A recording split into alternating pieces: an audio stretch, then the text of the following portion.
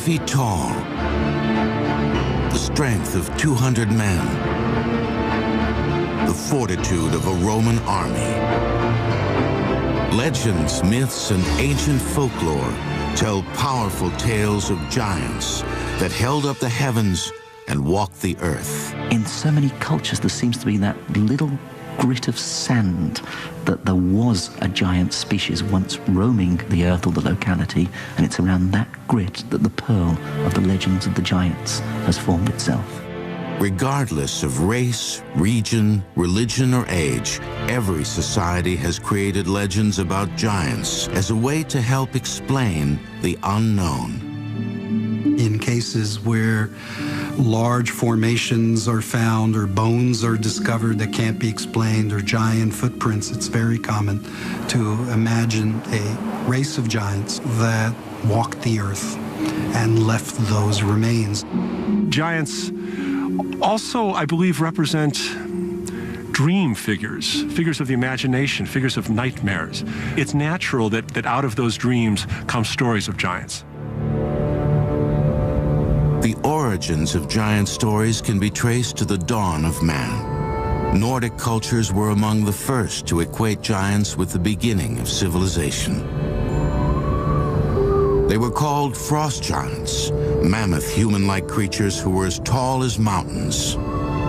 There is, in Norse mythology, a world of light and a world of mist. And the world of mist is very cold, and the mythology is that a warm wind blew up from the world of light, created clouds in the world of mist, and from that clouds, a breed of giants emerged, the so-called frost giants.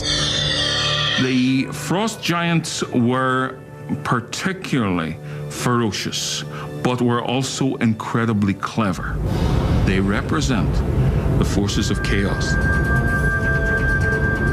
In a battle for superiority of the earth, the frost giants fought an army of Norse gods led by a warrior named Thor. Thor, son of Odin, led a number of campaigns against the giants into an area in which nothing could live except giants. To battle the frost giants, Thor wielded walls of thunder and bolts of lightning, the power that later became known as Thor's hammer. The threat of the frost giants and also of the lesser and more barbaric storm giants had been known for quite some time. And so the heroes were gathered together so that they could fight the giants. Thor, along with the other gods, fought a ferocious fight against the frost giants. Ultimately, it was the wisdom of Thor's father that persuaded the frost giants to surrender. In the end, it was the extreme authority of Odin which finally sent them back into their darkness. But it was the Greeks and Romans, some of the world's first true storytellers, who created the types of giant legends that still exist today. There were gods like Hercules and Zeus, who often were depicted as being the size of 100 men. And there was a race of giants called the Titans, and a god named Atlas, who many believe held up the earth, but actually was doomed to forever hold up the sky. There is a figure by the name of Perseus who comes to try and defeat Atlas. Perseus takes the head of Medusa and shows it to Atlas, which turns him to stone, and as a result, that's where mountains come from. And with his strength, the strength of mountains, he's holding up the sky and the stars in the heavens. The ancient world was also filled with snarling, grotesque, one-eyed giants called Cyclops that devoured man and animal alike. It's believed that some of these creatures also had second sight, the ability to see the future and predict the fate of men. Though they are the stuff of fiction, the story of the Cyclops is actually based in archaeological fact.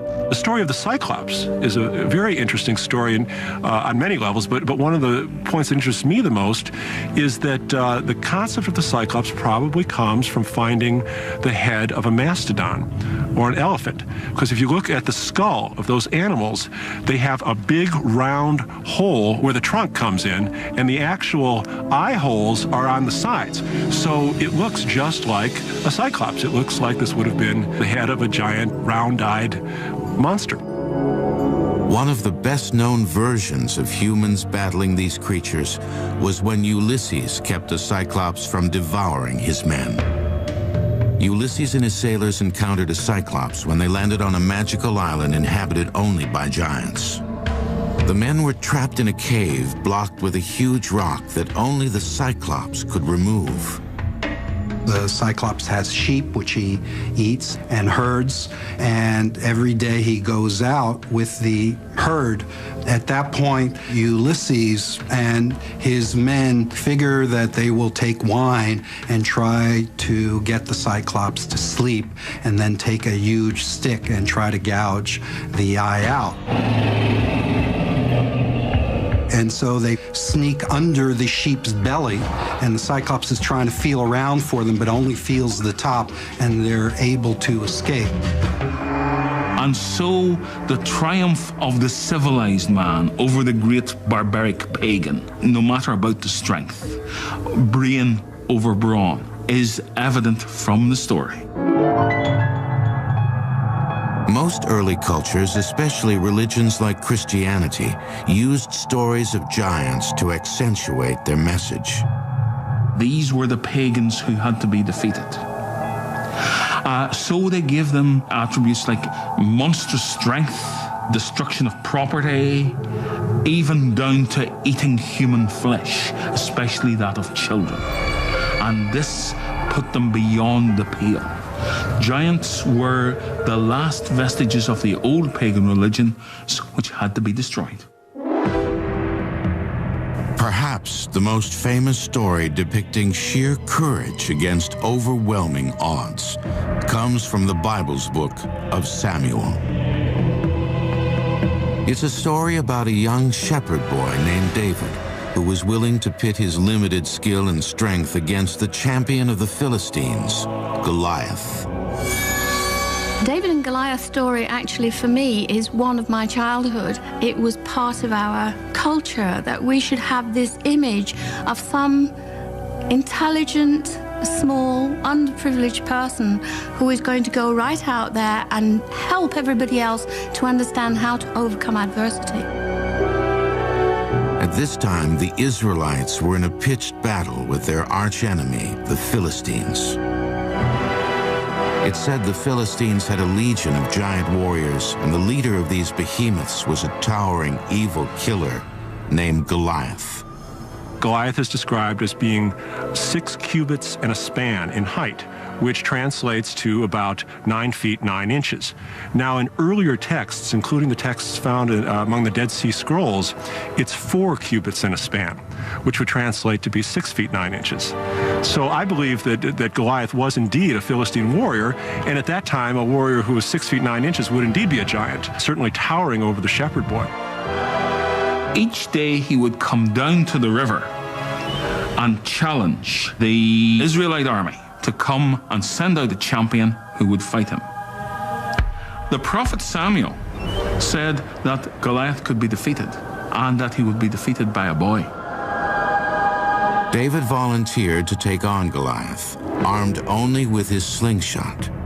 It was a skill he had honed as a boy, protecting his flocks from roaming packs of wolves.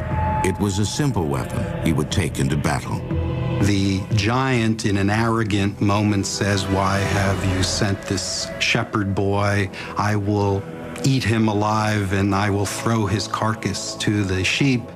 David took his sling and a few well-rounded pebbles. He swung and fired a stone, which caught Goliath in the middle of the head.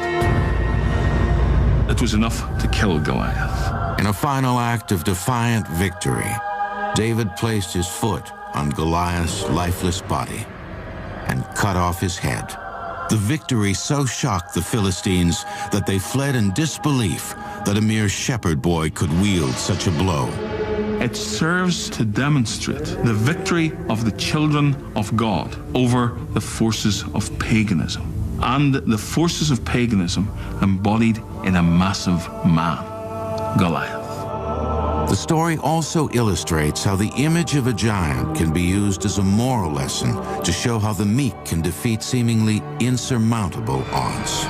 We have here a story for people to gain courage from those, even though you might look the weakest, is to use your intellect, to use your courage, and to use a sense of pride to go forward and to take it on. At the heart of the David and Goliath story is the idea that it doesn't matter how big you are on the outside, it matters how big you are on the inside. And David was huge inside. He had a heart of courage, and he alone was not afraid to fight Goliath. There's another aspect that follows through of the popularity of this being told from parents to children, and that is that David, as the young, unpromising hero who's crude and inexperienced, is akin to children, and this is a coming-of-age moment proving himself and his manhood. Giant stories are plentiful in the Bible, and many times giants are seen as heroes, as in the case of St. Christopher, who once helped the Christ child cross a river. St. Christopher put the child on his back and started to cross the river. But as he was going through the river became deeper, the child became heavier, and the river became wider. Then, as all of these tribulations started to take part, he then decided, I can't allow a child to fall. I must carry on. So he carried on until at last he came to the other side, and the child became the vision of Christ. But giants were not just relegated to the land of morality tales in ancient religions. Over time, legends of giants grew to impact the culture of an entire nation. When the Celts arrived on these shores, they found the standing stones, the burial chambers, and they were so great that the Celtic imagination, the Celtic storytelling tradition, came to see that these must have been built by giants. You're watching Giants, Friend or Foe, on the History Channel. If there is one place on Earth that can lay claim to being the true land of giants, it is the British Isles. Celtic culture and history are filled with hundreds of references to the giant kind, both friend and foe. On a rolling field of yellow grass 2 hours southwest of London, multi-ton boulders make up an archaeological site of gargantuan importance. Stonehenge.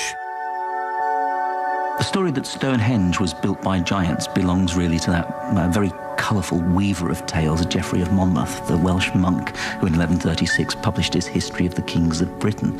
According to Geoffrey of Monmouth, Stonehenge was originally in Ireland, and Uther Pendragon, the father of King Arthur, ordered Merlin to bring the stones from Ireland to Stonehenge to mark a burial place of several local chieftains and princes.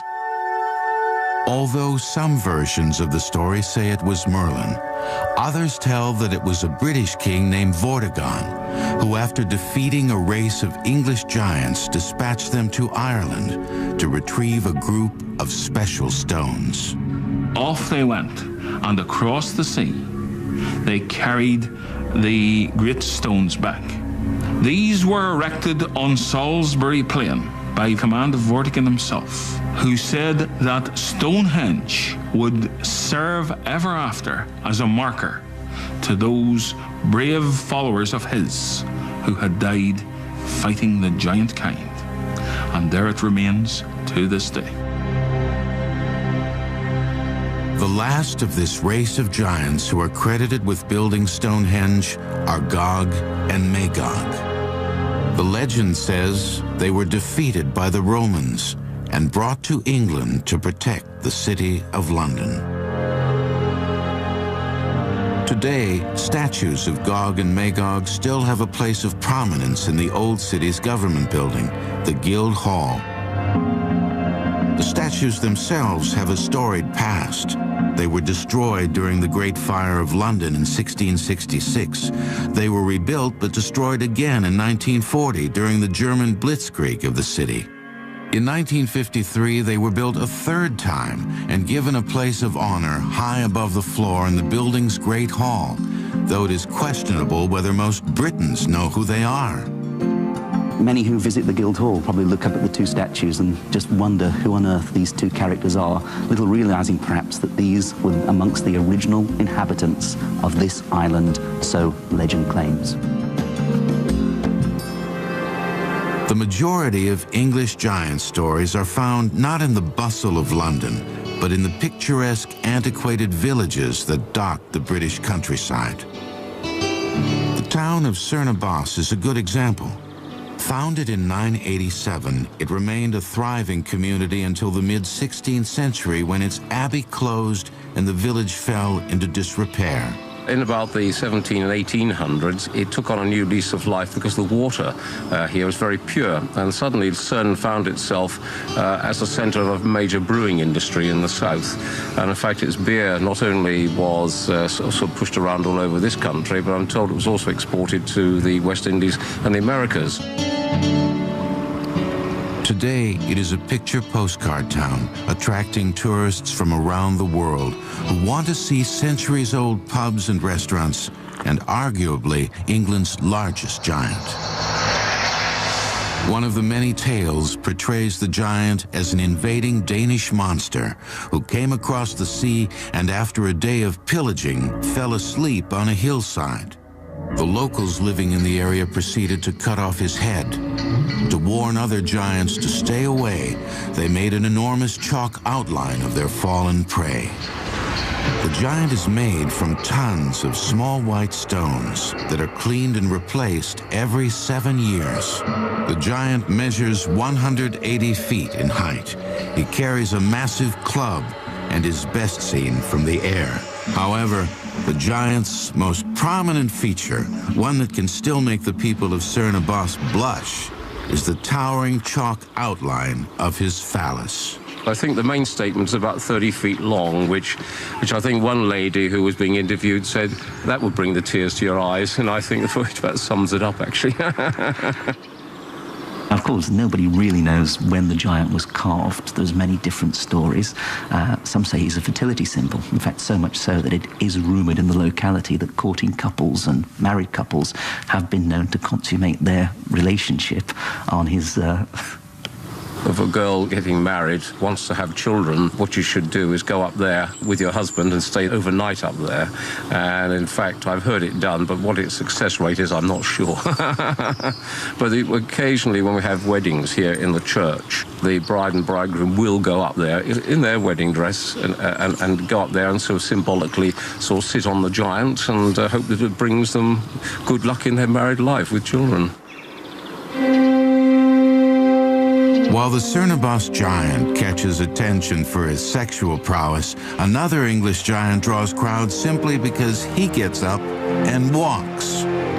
He's called the Bolster Giant, and he lives in the small English village named St. Agnes. The giant Bolster of St. Agnes was so tall that he could stand with one leg on top of St. Agnes Beacon and his other foot could reach as far as Carn Bray, which is about 5 miles away.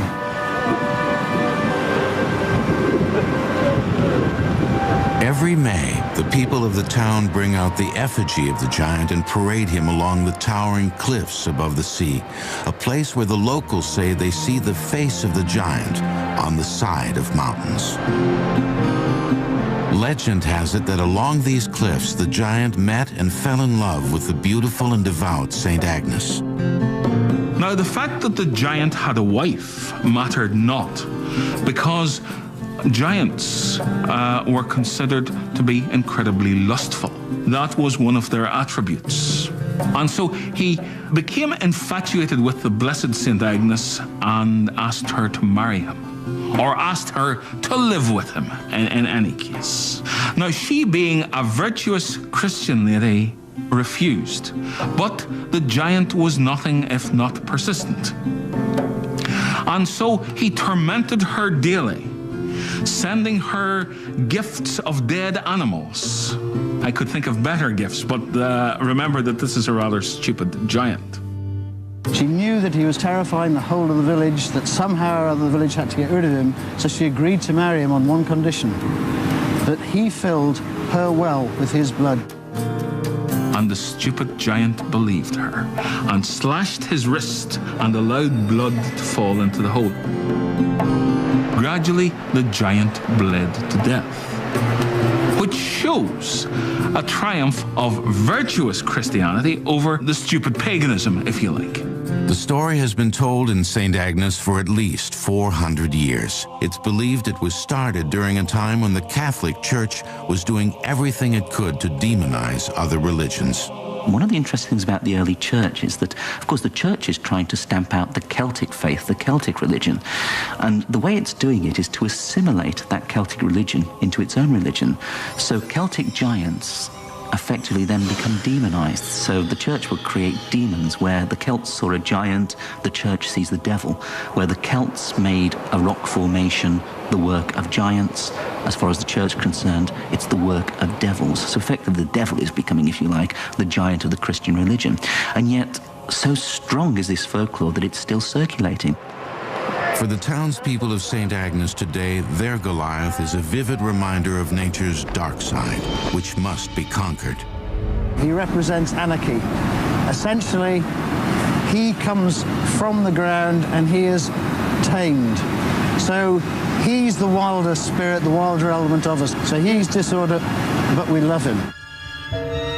The Bolster giant is well known along the shores of Cornwall, but his notorious antics pale in comparison to another nearby giant named Cormoran. Cormoran, the ferocious giant, used to live on the mount, and each night he would come striding across the bay to pillage and plunder the local households. He would kill the cattle, kill the sheep, rob the crops. He was the terror of the neighborhood. Legend says Cormoran's reign of terror continued until one boy decided he'd had enough. You're watching Giants, Friend or Foe, on the History Channel. Along the rocky shores of Western England, in the seaside towns of Cornwall, the world's most famous giant stories were born. This is the land that spawned the sagas known as Jack the Giant Killer and Jack and the Beanstalk. As with most folklore, the tales were attempts by locals to make sense of their world by creating stories of danger, morality, and religious symbolism. Talking about Jack the Giant Killer, there are actually many traditions that come together. There is a reference to biblical legend with David using trickery to outwit the giant, and you see this in the Jack the Giant Killer. There's also this idea of the young lad, the name Jack from nursery rhymes, Jack and Jill. Many folklorists assert it comes from the idea of Jack being a youthful figure. The stories also tried to make sense of the area's raw natural beauty and physical hazards. The most spectacular feature of the region is a craggy speck of land, less than a mile out to sea, called St. Michael's Mount. Well, we're in the southwest of the country. We're in Cornwall, the magical land of giants, on a boulder-strewn shoreline, standing next to the causeway that leads to the magical St. Michael's Mount. It truly puts it into perspective, for as you can see, it would take a giant of a man to be able to stride from the island onto the mainland. Even today, just getting to the mount can be treacherous.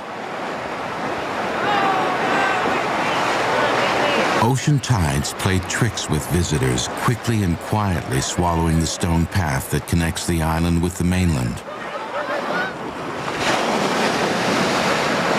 When the tide's in, you'd have to be a giant to get over there.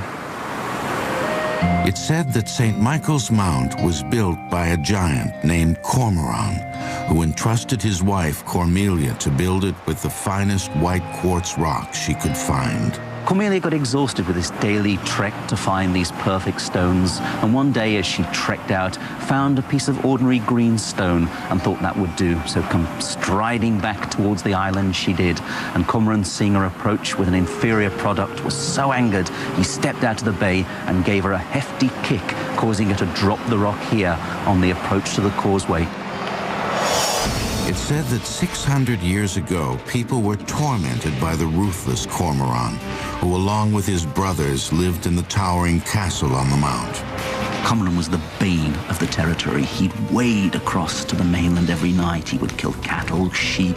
He would take the produce from the farms and then go back to his rocky lair on St. Michael's Mount. One day, a teenage farm boy decided he and his family had been terrorized enough. If the town's leaders could not kill the giant, he would. The boy's name was Jack.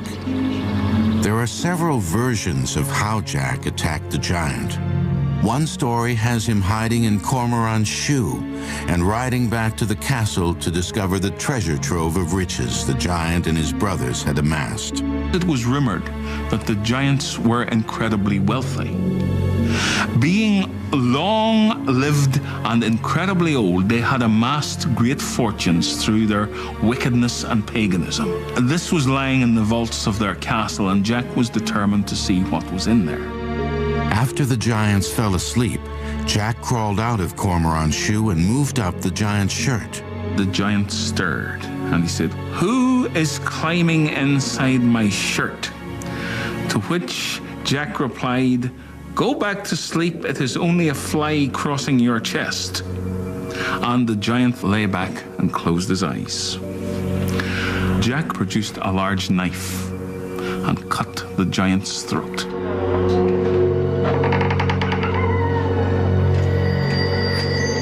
Jack went down into the basement, which was piled high with gold and silver.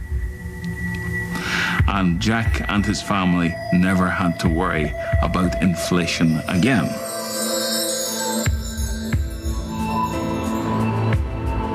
Another version of the story has Jack brave the frigid North Atlantic waters and swim to St. Michael's Mount. He then dug a pit large enough to trap the giant. At this point, Jack the Giant Killer blew his horn and roused the sleeping Titan. And Cormoran looked to see who it was that had disturbed his slumber and saw Jack standing on the other side of the deep pit. So he utters to Jack the threat, "You saucy villain, how dare you disturb my rest? I shall broil thee for my breakfast." And so saying, he races at Jack and tumbles headlong into the deep pit. Jack then picks up his pickaxe and embeds it deep into Cormoran's skull and kills him outright. When the villagers heard the youth had killed Cormoran, they dubbed their hero with a title, Jack the Giant Killer.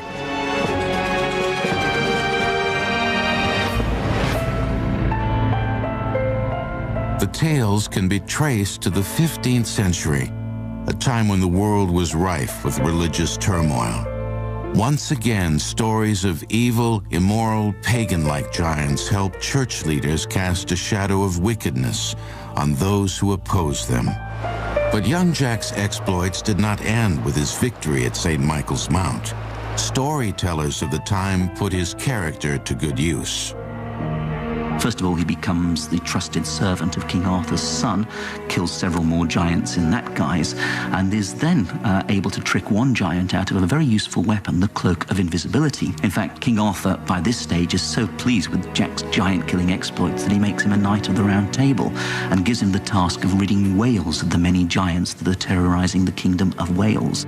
Jack was given the task of killing a particularly nasty, two-headed giant named Thundel. Thundel might not be able to see Jack thanks to Jack wearing the Cloak of Invisibility, but he can certainly smell him, and thus it is from his lips are first issued perhaps what is the best-known utterance of the entire saga. Fi, fi, fo, fum. I saw the blood of an Englishman. Be he alive or be he dead, I'll grind his bones to make my bread. Unfortunately, Thundel is easily outwitted by Jack, who lures him onto a drawbridge that he's booby-trapped, and consequently Thundel crashes through the drawbridge and Jack promptly decapitates him. Regardless of the version, one thing that is constant in the early variations of the Jack story is violence. Jack is always an outmatched youth who uses his wits to cut the throat of his enemy or chop off his head. This theme that is found in earlier tales where they were meant for adults as well as for children poses the giant as carnivorous or cannibalistic. They want to not only defeat us, but they want to devour us. And there are other variations of this as well in other stories. The Jack figure lodges with the giant, and the giant says, "Though you will lodge with me tonight, you will not live to see the morning light. I will bash your brains with my club outright." But during the 19th century Victorian era, the character of Jack the Giant Killer suddenly changed. The British printing industry began churning out children's books, and it was impossible for publishers to tell tales with so much violence. The traditional Jack the Giant Killer is effectively a psychopath, a vicious thug, embedding his pickaxe into giants' heads, decapitating giants. By Victorian times, the giant stories have settled into the domain of children's literature. Jack was no longer a noble giant killer with King Arthur's court. Instead, he became a Victorian version of a teenage slacker, complete with the repressed sexual themes of the times. This tale is perhaps the most famous giant story in the world, Jack and the Beanstalk. The traditional Jack and the Beanstalk story, of course, has Jack as a lazy gopher, an idler, and his mother is always nagging him to go out and do better. And, of course, they are a very poverty-stricken household. It all begins with a cow that no longer can give milk. Jack's mother tells her son to take the cow into town and sell it at the market. There's a lot of speculation about the reason why the cow is being sold is because it no longer has milk. So it's this maternal symbol, and Jack needs to break away from the mother. At the same time, he wants the approval of the mother. Jack, of course, is very easily taken in by what might well be called a con man at the market. And the man says, well, I'll take the cow, but all I have is these beans, but they're magical beans. So Jack happily accepts the magical beans. When Jack's mother discovered what her son had done, she scolded him for being so foolish. She threw the beans and they took root in the rich soil next to a stream. The following morning, Jack woke to find a towering beanstalk where the beans had landed. Jack could not resist the temptation.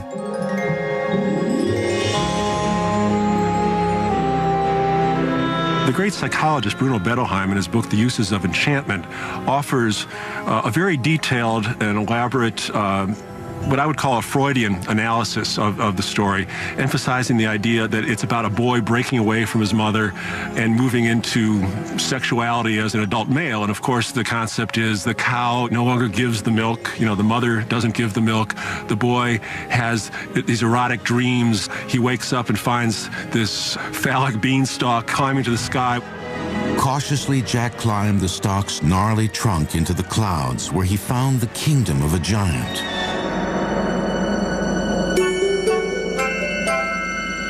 Firstly, he escapes with money. Secondly, he escapes with a goose that lays a golden egg. And the last time, it is a golden harp which sings to the giant. But this time, the harp calls out, "Master, master, someone is stealing me." And the giant wakes up and pursues Jack to the top of the beanstalk. Jack suddenly acquires the heroic virtues of Jack the Giant Killer, manages to shin down the beanstalk and chop down the beanstalk, causing the giant to fall to his death. And Jack and his mother live happily ever after on the proceeds which he has got in the giant's kingdom. Since the mother is often portrayed as a widow and Jack is an only child, this giant is in fact a kind of father figure who he also needs to defeat to exact his revenge. Sometimes actually in the story, it will be announced that the giant was the murderer of his real father. So there's a double conflict that's going on. So one of the moral justifications for stealing is to exact revenge. Well, the beanstalk is only the added part to the story, where he goes because his family are in adversity, and he goes and gets great wealth by defeating a giant. And what could be a better story for a child? Overcoming adversity and keep going, keep at it, and in the end you'll be successful. I think there's also a simpler, even deeper meaning to the story, and that goes back to a basic human desire to climb to the heavens and discover great beings. Created on the British Isle, Jack and the Beanstalk remains one of the most famous giant stories of all time. But on a nearby shore, a tall tale of another renowned giant remains an important part of Irish heritage, the legend of Finn McCool. They said he was as strong as a lion. When he was in bad temper, he stamped his feet and you had an earthquake around the whole of Ireland. But it's the question of how this unusual formation of rocks on the edge of the North Atlantic was created that has the Irish asking, could it have been built by their beloved giant, Finn McCool? You're watching Giants, Friend or Foe, on the History Channel. Since the beginning of time, people have struggled to find ways to explain the creation of massive, larger-than-life natural phenomenon. Before the benefit of modern science, the answer most often agreed upon could be summed up in one word: giants.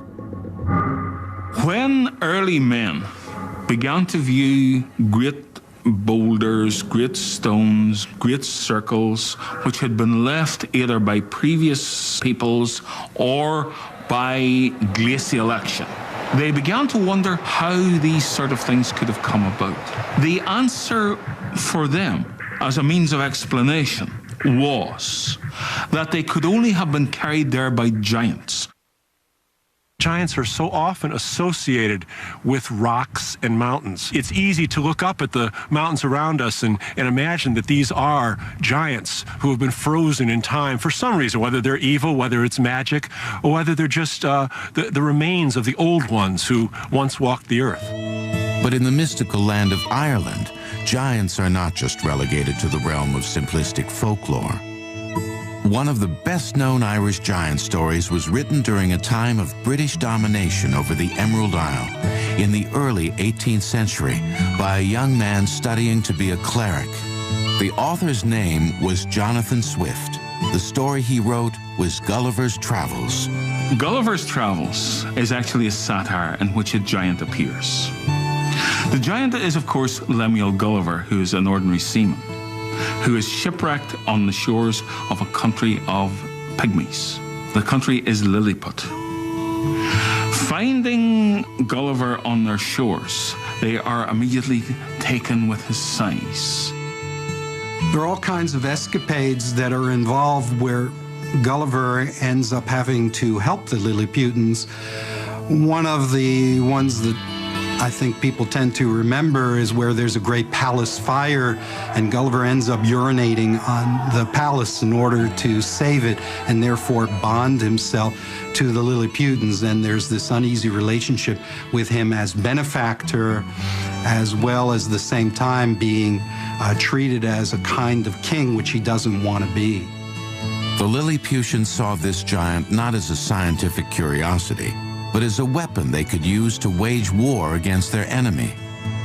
Swift was playing on the old confrontational notion of the giants, which is innate in every one of us, where the big man will dominate, whether he is big physically or whether he is big politically. And so what you're getting is a sort of allegory of politics.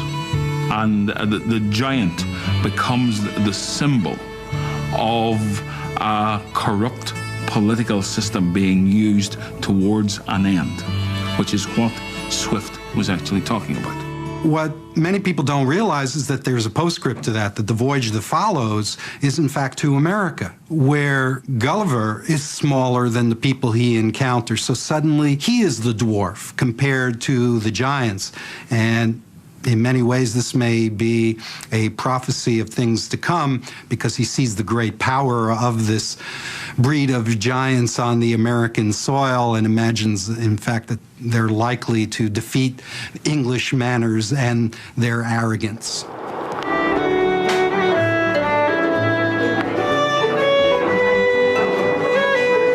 Along the coast of Northern Ireland, near the town of Bushmills, folk musicians fill the pubs with the soundtrack of storytelling tradition. It was down by the Sally Gardens, my love. Songs are rich with images of lonely lives and lost loves, Celtic magic and mystery, Irish intrigue and illusion. It is a sound that echoes across the rolling green fields and muddy moors to a place steeped in Irish lore. Because less than a mile from where the band plays and pints of Guinness pour like water is one of the most captivating and baffling rock formations in the world. For thousands of years, the Irish have tried to explain the origin of this place. Millions of hexagonal stones that cascade from a mountaintop and disappear into the Irish Sea. People come from all over the world to see the stones, making it the most popular attraction in all of Ireland. The Irish have given it a name, the Giant's Causeway. When, for example, men came to look at something like the Giant's Causeway, they said, who could have constructed this? This cannot have been constructed by nature. Look at how the hexagonal shapes are laid out. This could only have been constructed by thinking individuals.